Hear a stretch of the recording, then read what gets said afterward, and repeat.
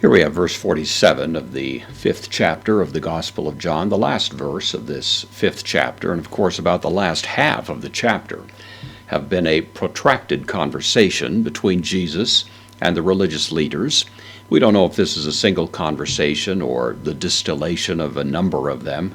Could be a little of both, I suppose, but one way or another it certainly makes clear the point that has been in John's mind as he reports it, which all began back in the beginning of the chapter with the healing of a man who was there at the pool.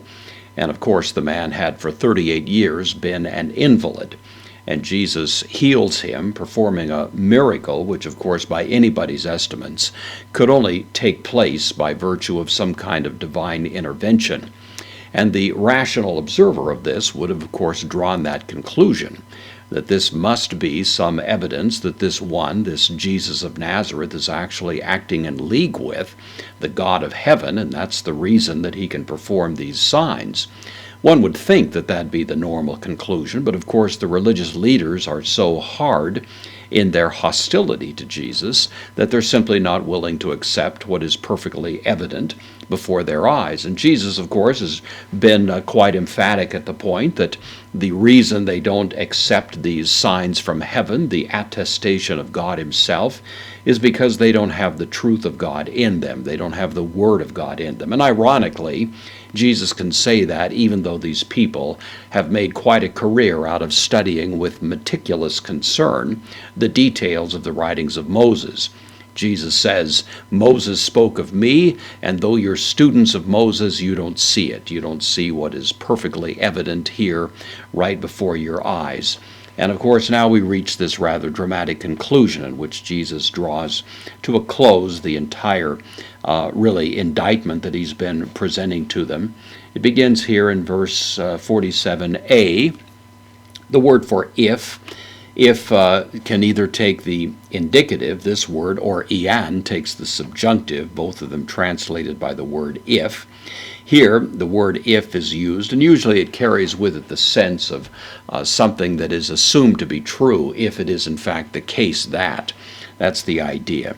And so that's the sense in which we should understand it here. The postpositive da, the soft conjunction, so but if, tois, this is the dative plural article, and we would translate it with reference to. It's sometimes called the dative of reference, so but if with reference to the, that's an article, akenu, the demonstrative pronoun in the masculine, singular, genitive. So if with reference to the of him, or of that one, literally, and then grammasen. This is from gramma. It means writing. Gramma, of course, is a term we have, various forms of that in the English language.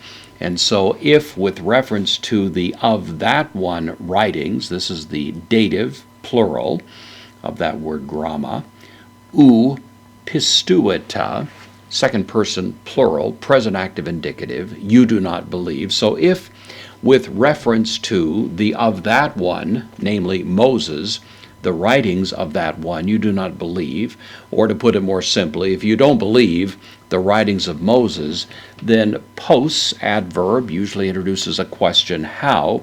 Tois, same ideas here, with reference to the emois, of me, dative, plural, and it's the first person pronoun here. So how will you, with reference to the of me, remasen, same form as this, you'll see this is the word for words, and it is the rema is the word behind it, so this is the dative plural.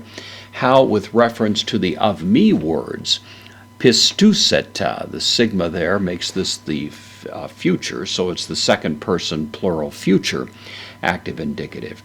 If you do not believe with respect to the writings of Moses, then how in the world are you going to believe with respect to the words that I speak to you? Moses pointed to Christ. They didn't believe Moses, and the testimony of Moses with reference to Christ was clear enough, and thus how in the world would they believe when it comes to the words of Christ himself? And that's where we leave this conversation that Jesus has with the leaders. They have all the reason in the world to believe, but they refuse to do so.